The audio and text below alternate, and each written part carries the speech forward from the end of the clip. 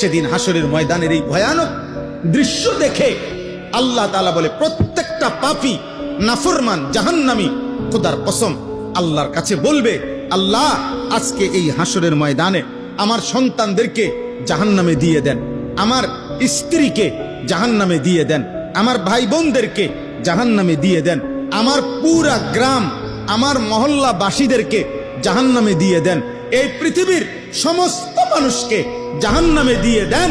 খোদার কসম আল্লাহ বলে, সে শুধু বলবে সুম্মা ইউনজি, মাওলা আমারে বাঁচায়। আরে তোর আব্বাও নি, আরে রাখেন আব্বা, খেতে দিলেন আব্বার, আব্বারে জাহান্নামে দেন, মাওলা আমারে বাঁচায় দেন।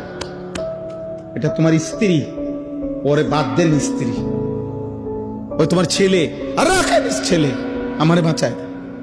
ওমান ফিল আরদি জামিআ সুম্মা ইউনজি, আল্লাহ শুধু আমারে বাঁচান, আমারে বাঁচান। ইয়া রব্বি নাফসি নাফসি, ইয়া রব্বি নাফসি নাফসি, আল্লাহ আমাকে বাঁচান, আমাকে বাঁচান, আমাকে আমাকে।